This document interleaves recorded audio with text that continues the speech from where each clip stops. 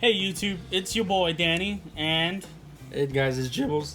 Jibbles Jumpman Trujillo.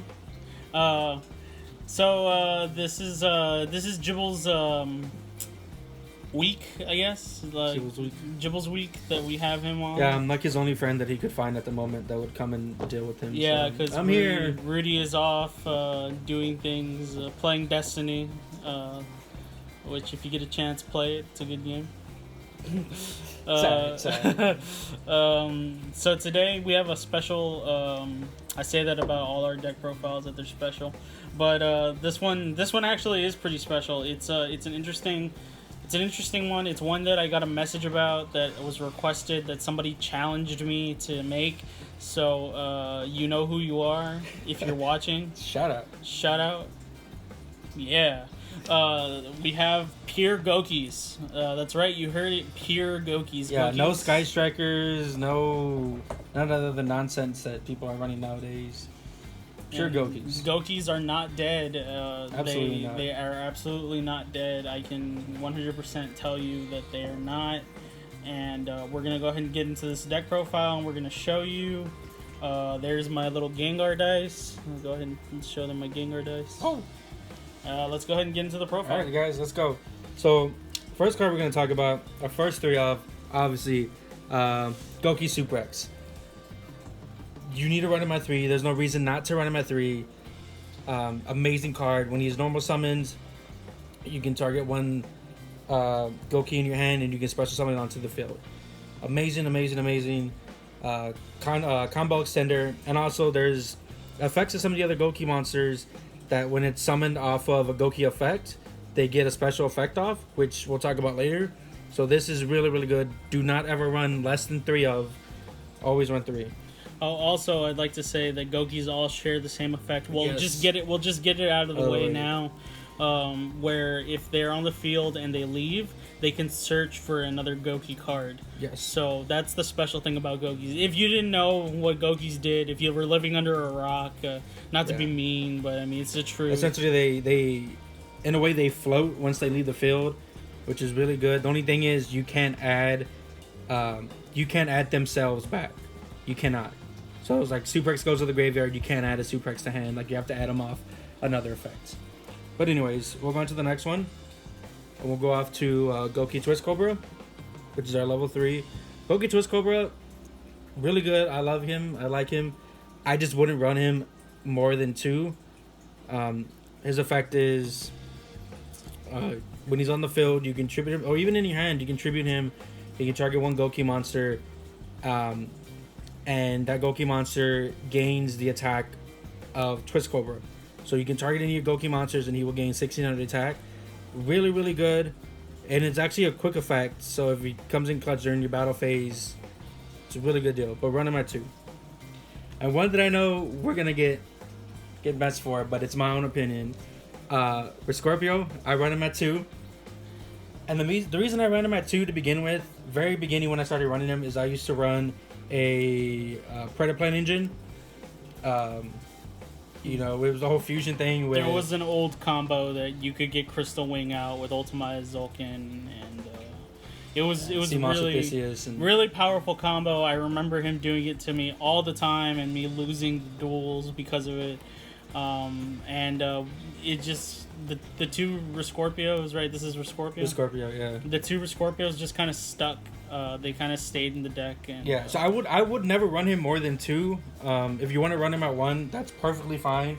But in my own opinion, in my build, running him at 2 works well for me, and that's where I'm going to keep him at. Awesome. Another one, the last one that I run 2 of is going to be Octo Stretch. Again, I wouldn't run him more than 2, but I do love his effects. When you're going to take battle damage, you can send him from your hand to the graveyard, and you half all battle damage that you take. Pure and simple. It helps you stay in the duel a little longer, but I wouldn't run him more than 3. At 2 is perfect. One of the other ones, the one I want to run, good talk there. Headbat. And I'll be honest with you, the only reason I run Headbat is for discard fodder. You can search him off of He's Sold, and you just kind of keep. It might be like I just keep him in my hand. I don't do anything much else with him. I don't usually normal summon him. I just kind of use him to discard. So I keep him at 1. That's what I use for him. And the last Gouki that I run is one Gouki Bear Hug. And I run the Bear Hug at 1. You only want to run it at 1. You don't even have to run it if you choose not to. But I run it for the fact that when I was talking earlier about Suprex and the monsters having an extra effect when they're normal summoned by, or they're summoned by Gouki effects. So when you summon him by a Gouki effect, you can actually target one monster your opponent controls and change his attack to 0 until the end of the turn, which late game comes in real handy just to get over your opponent's big monsters. I hate this card. It's great. So now we're going to go on to non-Gouki cards, non-Gouki monsters, and the first one we run is 3 of Marauding Captain. Marauding Captain, plain and simple, you can special summon a level 3 or lower warrior monster from your hand. It's level 4. Is it level 4? Yes, level 4. I apologize, level 4. So I run 3 of him. It lets me get out my monsters, like especially if I don't have Gouki in hand or Gouki Suprex. It at least lets me get out my Headbats, my Twist Cobras, just so I can get something on the field, so I can at least go into Isolde or I can go into something else. So I run 3 of him. And because we run 3 of him, we also run 2 Aqua Dolphins. I don't think this really needs to be explained other than, when he's summoned, you can look at your opponent's hand, discard one monster from his hand. Anything, yeah. You can discard anything from your opponent's hand. So use it for hand traps. Always. I wouldn't run him at 3, and I wouldn't run him at 1. Like 2, in my opinion, is a perfect ratio for the fact that you can search him with things like Rhoda and whatnot, but I wouldn't run him more at 2. A good thing about this card is it forces the negate. It forces your opponent to, if they have Ghost Ogre, it forces them to Ghost Ogre. So, like, if they don't want to waste the Ghost Ogre, they waste it on this guy instead. It forces hand traps to be played at that moment, and it forces your opponent to rethink their entire play string. So it's a good card, and if you pull something out more important than a hand trap, like a combo piece, like I know for me that would be like a mass change or a solid man or something, because I'm the resident hero player. It would be really bad. Exactly. So next on we have another little tech that I play. Not a lot of people probably will play it, but going with my Marauding Captain, we play Motivating Captain, and I love Motivating Captain for the fact that it lets you special summon from your graveyard. So if this is the only thing you have in hand, this is what you top deck, it at least lets you extend to go into something else. Whether you use him by himself to go into Linkuriboh, or whether you use him to go into something else, you're actually able to get a Gouki from your graveyard, special summon it, go into a Link, and you're actually able to search for a Gouki card into your hand, like Gouki Rematch and things like that. So very good card. I run him at 2. Wouldn't run anymore. If you want to run 1, you go ahead, but I run 2 because at least late game I want to see him. And I'm going to go into our one-ofs real quick. No explanation, Dot Scraper. It basically just special summons itself from literally everywhere. So one of him is really good. An extra body on the field to go into links. And the last one that we play, one Photon Thrasher. Again, when you have no monsters on the field, it gets to special summon itself. It's a warrior. An extra body. And it's a warrior, so you can actually search it off of Rhoda, and it can go into things like Isolde and whatnot. So very good. One thing I wanted to mention, that in this pure Gouki build, the Isolde, whatever you want to call her, we don't play any equip cards. No. That's just a little personal preference. You could play equip cards. I would. We play the Solemn Brigade. Heads up. I would opt to take out the Solemn Brigade and put the equip cards in. They can easily be sided out. They can easily be taken out. But remember, we don't do side decks in this channel, just because the format's always changing, and because things are always changing. So take it into your own hands of how you want to do. And then most importantly of all, if you net deck us, remember, send us a message and tell us, like, hey, your deck did really good, or your deck did really bad, or like, this is what you could improve on. and let us know. Like, give us feedback. Like, we want to hear your feedback. Exactly. We want to hear the community. And even if you don't net deck it 100%, like we were saying, you could take out the Solemn Brigade and put in the equip spells. Like, even at that, if you do that, send us the feedback. Let us know what happened, how it goes, so that way we can always improve. Because the game of Yu-Gi-Oh is always improving in some way, shape, or form, and so just let us know. Okay. Yeah. So the next card, what would you say is next, Dribbles? So the next card, we're gonna go into our spells. That was it for the monsters. So now we're gonna go into our spells, and this one, just as controversial as Vice Scorpio is, Gouki rematch, guys. I'm gonna say this once and only once. If you play less than 3 rematches, just don't play. And I don't mean it to be ugly. I don't mean it to be, a butt or anything. But guys, this is literally your Monster Reborn for the deck. And it's searchable. I understand because it's searchable, people play it at 2. If it's searchable, play the 3. Yeah. Like, it's not gonna hurt to play 3. Because if you go late game and you only play 2 and you use 2, like, you can't recycle it back. So if you play at 3 and you're able to search it very late game and go into something, guys, Danny can tell you here how many times playing 3 has saved my butt, has won me duels. Yeah. Do not play less than 3 unless for some reason it gets banned or whatever, who knows. But guys, if you can play 3, just play 3. And in the words of MCole40 himself, which another YouTuber you should look up if you don't know who he is, this card, free summon, is the tits. Exactly, guys. It's like you said, free summon for absolutely nothing. 2 Gouki monsters on the field. Come on, guys. Like, let's get on with it. Next, we're gonna go, because you kind of have to play it. 2 scapegoats. You don't have to play 2. You can play the 1. I play 2 just in case. Like, if I see one, maybe I'll see one late game. So just, it's up to you for your preference. It's good as an offense card, and it's a good defense card. It's all around good tech card. Like Jibbles was saying, play it, don't play it. It's up to you. Okay. Next, we're gonna go into our 2 Called by the Graves. Fairly simple. We're just trying to get rid of hand traps. Called by the Brick. Called by the Brick. That's what I call it. Especially with Ghost Belt and Haunted Mansion. That literally just destroys the deck. So if you're able to Called by the Grave it, you're actually able to keep going on with the combo. So it's actually really, really good. So I would play 2 of. Next, we're gonna go to our 1-ofs on spells. The first one we have, Monster Reborn. Okay, now I know what you're gonna say. I run 3 rematches and then a Monster Reborn. They all do the same thing. Exactly. They all do the same thing. Run it. Free summons, guys. Free summons. Just run it.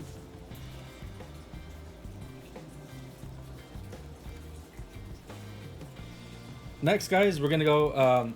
Obviously, you basically need to run this in every deck. Soul Charge, Game Charge. Yeah, guys. Like I said, you have your rematches, you have your Monster Reborn, and you have a Soul Charge. There's no reason mid to late game, if you end up drawing Soul Charge, there is no reason for you essentially not to win the game at this point. Like, really, like, drawing this card late game, even mid game, you should win. Like, yeah. There's just no excuse. And with me, like, with this deck, and you'll see with the extra deck later on, like, I'm not too focused on extra linking when it comes to battling my opponent. But with this, it's so easy to sit here and extra link when you have your rematches and you have your Monster Reborn. It's so easy to go into extra link and just go for an OTK, just to go for game, and to leave your opponent stunned. So you do that. Another tech that I run, Cosmic Cyclone. I think you can show them both at the same time. Oh yeah, we can do Cosmic Cyclone and 1 Twin Twister, just for back row back row removal.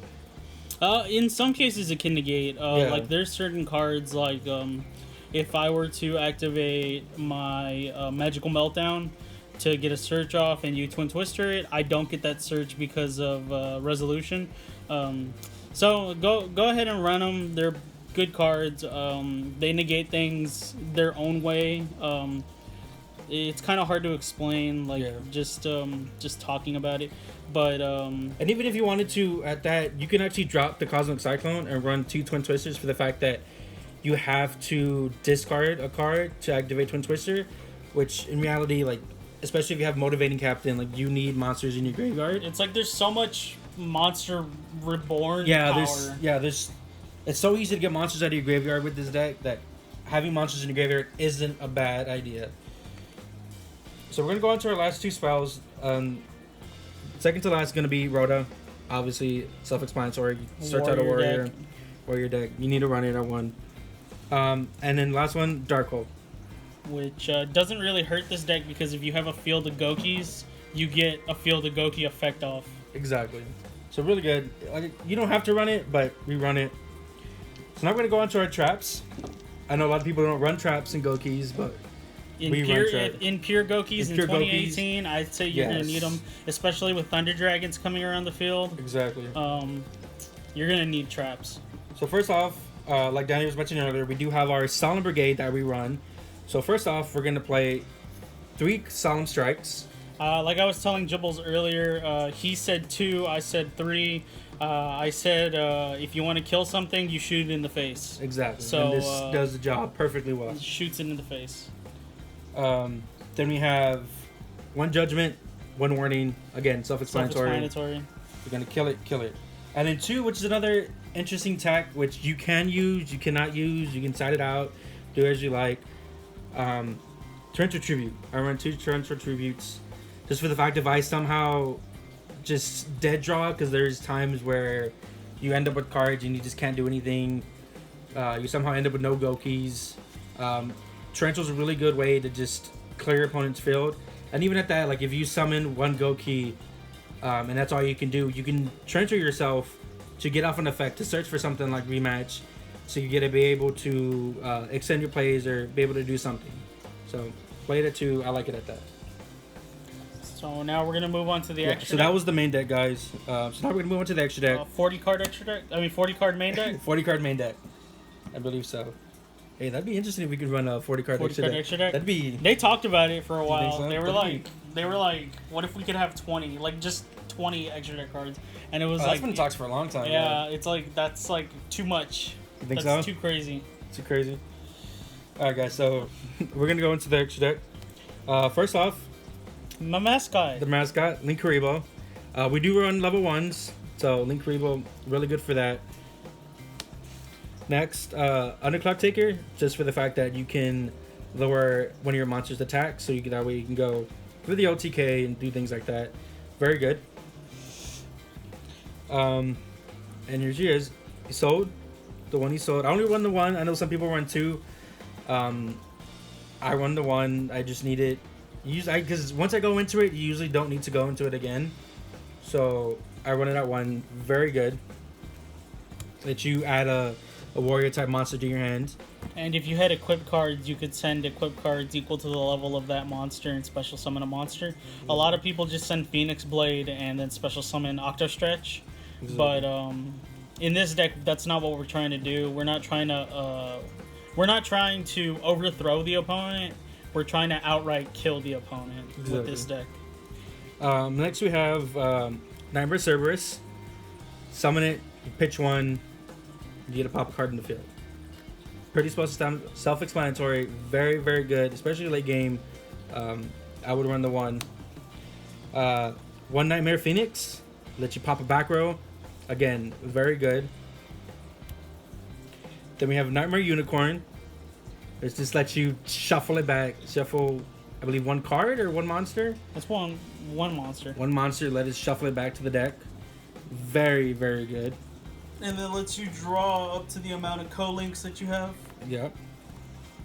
Deco Talker. I mean, what deck doesn't need a Deco Talker? I know, right? So Deco Talker. 1 Trigate Wizard. That's for the extra link. I remember Jibbles putting it in here and trying to experiment with it. It's a very good card, very versatile card. Getting the links off, the co-links, is very easy with this card. Getting all 3 effects off, the negate, the banish, and the damage reduction is very easy. Wouldn't really play 2, wouldn't play 3, but 1 is a correct Yeah. number. And to if play. in reality, if you're gonna play pure Gokis and anything, if you need to take something out, I would say take out the Trigate Wizard, because other than you trying to extra link, you're really not gonna go into it that much. So there's that. Self-explanatory. 1 firewall, just to beat over people. Yeah, I know, right? And this is one that I've flip-flopped with, and I'm still kind of experimenting with, but I run 1 Gumbalar Dragon, Topologic Gumbalar Dragon. I like it for the fact that you can essentially just rip cards out of your opponent's hand. So I like it in that fact. But again, in this position, you can play this Borolo Dragon. You can play Boro Sword Dragon. But I play Gumbalar. Some people would even opt to say that they want Gumblar because of the extra link. But remember, people, we're not trying to extra link in this deck. It can extra link. It's just with this deck, this specific deck build, it has to go a little bit further than what a normal Gouki deck, a Sky Striker Gouki deck would have to do. Exactly. So next, play Saryuja. Saryuja. Christ, play Saryuja. Just Saryuja. Yeah, play it. Player. I think it's a girl. It looks like a girl. I don't ever pay attention. That's what they're saying about Twist Cobra. They say Twist Cobra's a girl, but I called him a guy all through this thing. What? So it's alright. It is what it is. Now we get into. I know we said it was pure Gokis, and in the deck it was pure Gokis. And in the extra deck we haven't seen any of the Gouki stuff. But what we're centering on is the Gouki Link monsters, and that's what I'm gonna show you right now. This is what I've been experimenting with. So we play the 1 Heal Ogre. I like Heal Ogre for the fact that when he's on the field, he has an arrow pointing up and an arrow pointing down. So when your opponent summons a monster in the zone that this card is pointing to, when your opponent activates that monster's effect, I can actually negate that effect, and I could special summon a monster, I believe, from my graveyard.